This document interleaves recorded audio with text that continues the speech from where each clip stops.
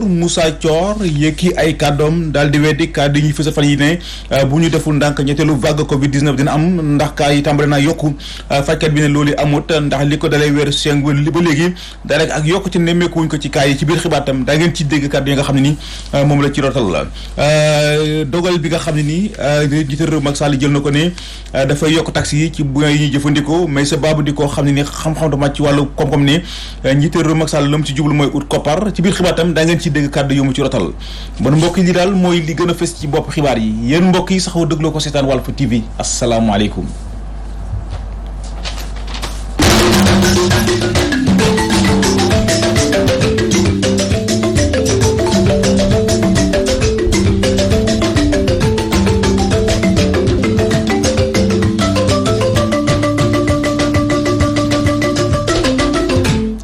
Bismillah ci xibaar yi njiital réew mi Macky Sall ci jamono ji may àdduna ngeen di teewlu ma nga fële ci mbëbës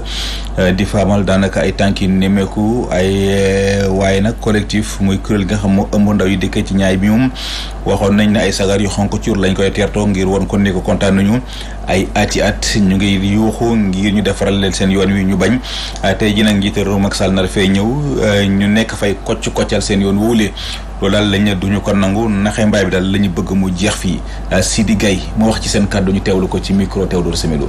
collectif bi lu mu fas yéene jëf mooy lan mobiliser toute la jeunesse de la zone des Niayes toute la jeunesse laa wax nañ génn suba sol yeneen rouge te seen pancarte car président Macky Sall muy Gàddaay muy Kër Massar fu muy tourné seen lu rouge xam ni yëmbal tampi Malika tampi Kër Massar tampi la zone des Niayes tampi yëmbal Malika Kër Massar dootuñu nekkati grenier électoral suñu tali bi nga xam ne depuis des années ñu ngi réclamer la livraison de cette route boobu ba léegi mi ngi tàggat tamit te dara waralu ko dul Ageroute dara waralu ko dul respecté wuñu population des Niayes autorités yi fi nekk aussi nekk ay complices nekk ay hypocrites yoo xamante ne li ñu doon taxawee askan bi taxawuñ ko parce que mënuñu concevoir depuis des années mosoo taxaw wax ci tali bi nga xam ne ñu ngi koy dund depuis des années inondation bu ñëw ñuy sonn depuis des années population bi fi dëkk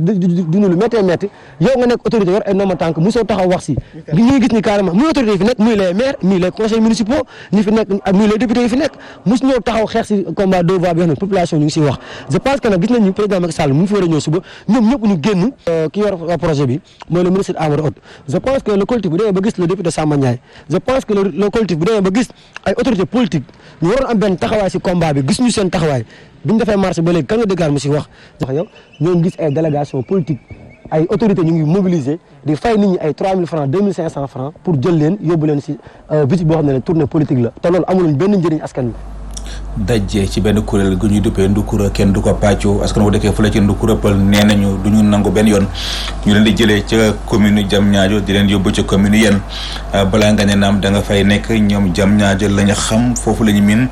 bon lu tax ñu leen fay jëlee naan dañ leen yóbbu foofee ca yenn am ndaje mu yaatu moom la ñuy woote woon Aïda Sow moo wax ci seen kàddu ñu teewlu ko ci micro Nazib Sagna. suñu diggante ak yéen 9 kilomètres la. suñu duggante 12 kilomètres suñu duggante ak Diamniadio 4 kilomètres mën nga jóge fii dem ba yeen doo gis benn village ñun nekk Diamniadio lañu xam foofu lañu nekk foofu lañu bëgg nekk dañuy wax ni président lii xamante ni wax nga ko à la télé ñëpp dégg ko appelé loolu Nduxura lañu nekk Nduxura lañu Diamniadio la ñuy gis suñuy bopp Diamniadio la ñu am ay conseil municipal Diamniadio suñu délégué foofu la ñu suñu ASC yëpp foofu la ne famille ne ku ko bëgg a xaaj ñi xamante ñi féeti fii tali rek bëgg a xaaj nit ñi loolu duñu ci d'accord tey duñu ci d'accord tey ñun nekk ñu ngi jëm ci élection yi ñu jëm après la ñu xam de après la ñu doon wote waaye nekk dañu lay dankaafu yow président de la république xamal ne nekk sa njaboot ñoo fi nekk ni njaboot nekk dañ koy uuf duñu ko tasaaroo de mu ngoog loolu day kaddu yoo xam ne ñu ngi ko nangoo ci soxna Aïda Sow yore kaddu askan nga xam ñu dëkkee fële ca Ndukura Pël gannaaw bu mu amee yaqin ne dafay nangu mairie bu Diass ci yoxo yu mu nekk Mamadou Dione mi njiital COSEC ma ngay woo mboolem acteurs ya fa nekk te yëngatu ci wàllu politique ngir ñu ñëw bootu ci ginnaawam te xam ne élection yi jeex na bu yàgg formalité yi kese moo ci des dañuy dem ci diwaanu Mbour fekk fa Thierno Daf. ginnaaw bi mu sampee ndëndëm ngir jiite mairie bu Diass Mamadou Dione nee na am na yaqin ne moom mooy jël ndam li. garab buy sax kan mooy dégg garab buy sax waaye garab buy daanu day xaweeku daanu ci suuf ñëpp dégg sunu garab ba muy sax gaa yi yëguñu dañu koy rek gis garab gi ci diggu penc bi. ki jiite kuréel gi di COSEC nee na dàqul tam bépp xeetu waxtaan wala pencoo bu jublu ci defar dëkk bi. lépp mën nañ ko régler dans la discussion et la négociation à condition qu'en face de ceux qui négocient qu'il y ait des personnes crédibles. nit mënoo yenu ay problème yi toll ni Magal Ndebal naan da ngay dem négocier au nom des populations gars ñi li ñu yenu doy na leen sëkk. Mamadou Ndione nee na tam mbébét gi mu am ngir jiite commune bi dees na koy duufal dolli ci yeneeni xalaat wala yeneeni gis-gis yu jóge ci yeneeni naataango. créé commune Diass déraillé na bu yàgg dañuy ñëw pour tegaat ko ci raay ñun on est ouvert à tout le monde dinañu waxtaan ak ñëpp dinañu ñëw dans une logique unitaire pour que ñëpp ñu ànd defar liggéey mais on est intransigeant sur la nécessité de redresser cette commune et de replacer cette commune n'est-ce pas sur la rampe de l'émergence. Mamadou Ndione mu ngi doon jiite benn meeting bu ñu organisé woon ci diwaanu Bandia ci ñi defoon li nu mel moo di ay jegeñaaleem. Mbour Thierno Daf Walfadjri. politique la ñuy wax ñu desandi ci Mohamed Dia mi meeru Thiep sampani dëdd fas yéene waat wutu boppam ci bopp mairie ba ndaje nag mu yaatu mu doon amal occasion la woon ci moom mu daal di xamal askan ne leen bu yàlla defee kon mu jote waat ci bopp mairie ba dina yokk bokk naal ci ay bëtam mooy defaraat yoon yi yenn gox yi amul courant mu fexe ba mu am ko dañuy dem te Thiep fekk fa Omar Kayre.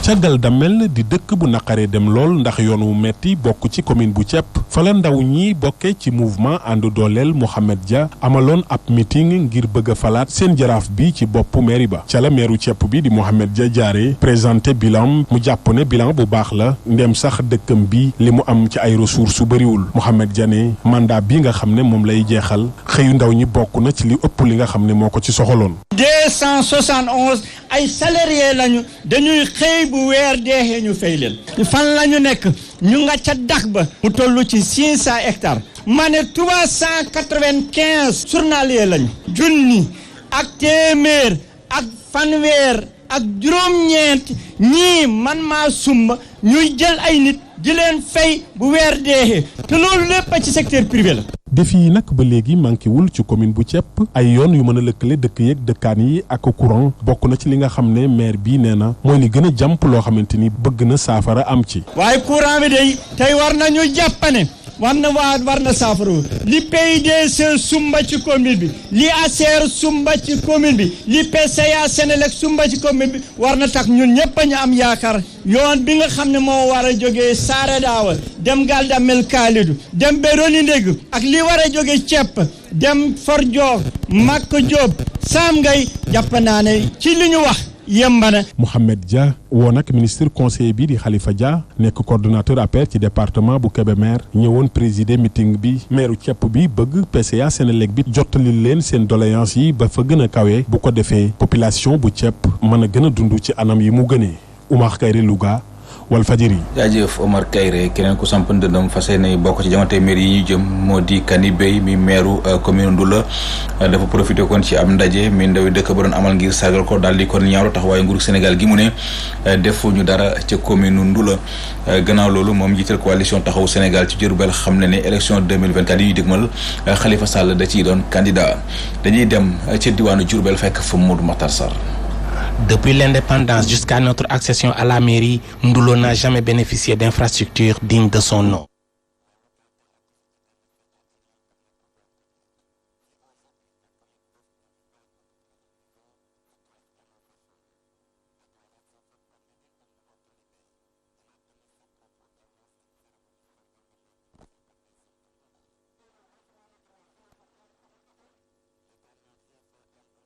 élément bi mu ngi soxal maire bu Ndoulo di Kani Bey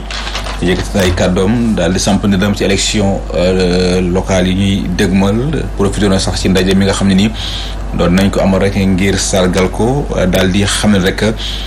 nguurug Sénégal amul dara loo xam ne def nañ ko fële ca Ndoulo moom jiital coalition taxawu Sénégal ci Diourbel xam ne élection présidentielle 2024 yi ñuy dégmal kii di Khalifa Sall da ci doon ab candidat su fekkente ne élément bi yemb na rek ñu dem si wala ñu dellu si incha allah rabbi ci kanam tuuti kon ñu dem ba fële ca diwaanu Njaareem fekk fa Mamadou Makhtar Sarr.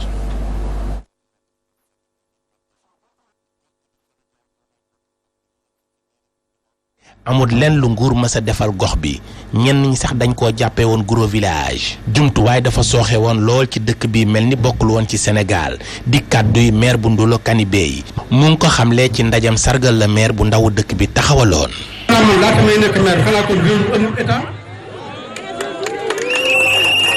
bi ma nekkee maire Ndulo ak léegi laaw mën naa wax ne fukki milliards ak juróom-ñaar bu dul ci Ndulo loolu moom mën naa ko wax. kari bii bon ma ànd ak ñoom ñëw ba ñuy defar ba doon maa jiitu ñu topp ci man jaar leen nii jaar leen nii jaar leen nii ba ca topp mooy wàllu ndox mi am na ñoo xam dana toog ba minuit dul am ndox ba ne loolu danaa pare su loolu wéyee lamp ya nga xam ne moo nekk ca tali ba lamp ya nekk ca tali ba juróom-ñett fukki millions ak juróom dërëmu commune demu ci man maa ko lijjanti. gannaaw ba mu ne candidat la ci élection locale yi ñu dëgmal ci mairie bu Ndulo moom Kanibé délégué régional taxawu Sénégal xam leen ne it ne njiitam lii di Khalifa Sall kenn mënu koo tere bokk ci élection présidentielle yi 2024 yi ñuy dëgmal. Je déclare ma candidature pour les prochaines élections municipales. Je vous signale également la candidature de Khalifa Sall aux prochaines élections en 2024. bi ñuy jeexal ndaje mi moom njiitu taxawu Sénégal ci région bu Diourbel yëkkati na ay kàddu jëmale ko ci ñenn ñu mu jàpp ne dañuy jéem a wujjee ak moom te mënuñu bawuñu mu jàpp ne seen bopp dong moo leen yitteel waaye du askan wi. koo xam ne nag boppam moo tax muy wut lu mu tabaxee kër lu mu jëndi oto lu mu dimbalee mbokkam Kanibé bokkul ca koo bu leen diglu yàqkat yi bu leen diglu ñi nga xam ne dañuy wër di naxe te dañoo bëgg te mënuñu loolu da leen di tardé. Touba Mbacké Mamadou Makhtar Sarr pour la radio télévision Walfadjri. jaajëf Mamadou Makhtar Sarr ñu wax ci wàllu faj docteur Moussa Thior yëkkati ay kàddoom daal di weddi kàddu yi ñuy fësal fan yi ne bu ñu deful ndànk ñetteelu vague Covid 19 dina am ci sunu Sénégal gi ndax kaay tàmbale naa yokku fajkat bi ne loolu amut ndax li ko dalee weeru juin jàpp ba léegi taux de positivité bi weesuwul daanaka 5% docteur Moussa Thior ñu teewlu ko. man yaakaaruma ne nit ñi am feebar yi dañoo gën a yokk en tout cas ci information yi ma gis parce que depuis le mois de juin analyser naa données yi ñu am yépp li ma am mooy li ñuy wax taux de positivité musul egg 5%. li ma gis mooy léeg-léeg dañuy testé 1899 boo testé 1899 ñi positif ñooy ëpp bu dee da nga testé 979 donc am na fan yoo xam ne dañoo testé 979 gis ne lii am bëriwul am fan yoo xam ne dañuy testé lu bëri ay 1900 mais le nombre de cas augmente donc loolu mënuñu ci basé wu pour wax ne cas yi dafa augmenté parce que li nga xam ne moom moo gën a am solo mooy li ñuy woowee taux de positivité maanaam da ngay jël ñi nga xam ne ñoom ñoo am jàngoro bi nga teg ko ci ñi nga xam ne ñoom la ñu testé soo defee loolu di nga gis ne depuis le mois de juin taux de positivité boobu nga xam ne pour man moom la ñu gën a war a bàyyi xel mu eggul benn yoon 5% waaye léegi nag loolu bëggul wax ne risque am na parce que ñiy def surveillance bi waa IRSF waa Institut Pasteur wax nañu ne am na yeneen variant te xam nga ne virus dafay muté variant yooyu mën na remettre en cause l'efficacité du vaccin. ndongo yi jàngee fële ci IBS bu Ndar mere nañu loolu Cheikh Omar Anne mi jëwriñ ci dénk wàllu njàng ma kaw mi ba tax ñu sàpp suñu gis Macky Sall mu jëlee ko fa fukki weer yàlla ngi nii ñu ngi toog di xaar ñu jox leen jumtukaay ñu war a jàngee waaye dara bët nag bu rusul toj seen situation la ñu sàkku ñu wax si defuñu ko jàmm moom dina gàddaay fa fee ca Ndar Mamadou Mbacké Thille mu wax ci seen kàddu ñu teewlu ko ci micro Gabriel Barbier. Nous voulons étudier, nous voulons étudier, nous voulons étudier, Cheikh Oumar dégage, nous voulons étudier, nous voulons étudier, Cheikh Oumar dégage. ñii li ñuy réclamer nag lenn kese la suñuy outil de travail après 10 mois d'attente 10 mois d'attente sans faire de cours sans rien faire dafa metti sonn nañu 10 mois d'attente dañoo sonn Cheikh Oumar Anne comme si que ni daf ñu jàppee ay xar duñu ay xar te ñun ak yeneen université ñooy yam au même pied d'égalité amul lu ñu différencier donc combat bi tey dem nañ ko pacifiquement sans faire de bruit mais la prochaine fois on va passer à la vitesse supérieure la police ne va pas nous empêcher de faire ce que nous voulons faire aujourd'hui tey déglu nañu police ànd ak ñoom d'accord ak ñoom mais beneen yoon duñ ci tàggu madame la présidente duñ ko ci tàggu duñ ci tàggu adjoint duñ ci tàggu police duñ ci tàggu préfet kenn lañ dul tàggu il est temps nag ñu sunu destin ñu jël ko en main comme gars yi nangu ñu jàppale. wax ci dogal bi nga xam ne njiité réew Macky Sall jël na ko fas yéene yokk taxi ci bu yi nga xam la ñuy jëfandikoo may sa baabu di koo xam ne ni xam-xam da wàcc ci wàllu koom-koom ne njiité réew Macky Sall lam ci jublu mooy ut koppar lépp nañoo leb ba banque mondiale fu mu toll nangatu leen lebal te soxla nañu xaalis moo tax ñu yokk taxi ci njëgu dund bile may sa baabu ñu teewlu ko ci téléphone. soo beree ne yokk nañ bouillon da ngay fàtte ne yokk nañ diwlin yokk nañ ceeb yokk nañ ci ciment yokk nañ ci fer et cetera kon lépp benn façon bi la rek yokk yi am yëpp ñoo bokk ndey ñoo bokk bàyyi mooy nguur gi amatul xaalis te comme que amul xaalis te ci nit ñi dong la ko mën a wutee kon nag yii yëpp day dugg ci rek wutub xaalis boo xam ne nii nguur gi amatul xaalis wër na àddina dikk na banque mondiale xam na ne bor yi bari na moom mooy imposer état Sénégal ne ko il faut nga wut xaalis nag su fekkente ne yoroo or yoroo diamant yoroo pétrole yoroo gaz fi ñu ko mën a jëlee mooy ci taxi yi question santé publique bi dëgg la mais ñaar fukki at a ngi nii ñu koy consommer ay ñaar dërëm ak ñetti dërëm yi teg ko ci benn bouillon teewul jigéen bi togg Sénégal du teemu jënd ko kon defe naa ne wax ji du question ay santé publique ñoom li ñu ciy wut mooy xaalis kon nag conséquence bi yëpp mooy danañ ci am ba jàpp juróom fukki milliards d'après ñoom calcul yi ñu def loolu donc nag mooy sabab bi mooy doon conséquence bi mais gisuma ci leneen luñ ci mën a wax. ñu dellu wax ci bëccëgu 23 juin bi nga xam doon nañ ko magal ni ki démb ci biir réew mi muy opposition bi di nguur gi kenn ku ci nekk fësal nga ci sa taxawaay ngir fàttali ko keroog ba njiite réew mi woon Me Abdoulaye Wade taxawee ne dafay indi ay coppite ci ndeyu àtte réew mi ngir amaat ñetteelu mandat ci bopp réew mi lee waa mouvement M2D ci tànk yooyu la njiite réew Macky Sall nekk waaye nag xam ne na woon fa woon rek ñetteelu mandat moom du ñu ko nangul benn président fii ci Sénégal loolu kon ñu ngi ko xamle ci rassemblement bi ñu doon amal ci Grand Yoff jàkkaarloog stade Léopold Sédar Senghor Toussaint Senghor Ibou Guèye ñoom lañ fa yebaloon. ay ndaw yu takku ay leader yu mànkoo doon benn ak ay nit ñu bëri ñoom ñoo ñëw rek uyu si ndaje M2D bi ngir màggal fukki atu 23 juin yi Déthié Fall ñëwoon si bile ndaje moo ñuy xamal ne président Macky Sall dafa daal di laji. wut ay projet de loi anticonstitutionnel pour des au pouvoir et loolu gis nañu en 2019 moom le président Macky def avec l'introduction du parrainage. même cause yi mooy di mépriser population yi di leen lottal pour di suturaal di teral ñi nga xam ni ñoo ànd ak yow di la jege moom la Macky Sall nekk di def tey di embastiller di emprisonner di écarter ay adversaires politiques moom le président Macky Sall nekk di def tey boo xoolee célébration 10 ans yi ci même condition yi ak. Dambodj moom dañu xamal ne taxaw nañ tem ngir xeex ñetteelu mandat kii di président Macky Sall. président Macky Sall fegal na mënta am troisième mandat te su ko bëggee andi mooy dina andi fitna ci réew mi te bu fi nee troisième candidature la bëgg a def pour jéem a wut troisième mandat palais de la république lañ koy fekk jëlee ko fi. bëri woon na ñu ñëw màggal bésu 23 juin bi loolee tax sax ñi nga xam ne ñoo faree ci opposition bi ak société civile bi nag lu ñu jàpp mooy bañ nañ ba tëdd ci naaj bi ñetteelu mandat bi nga xam ne moom la président Macky Sall di waajal.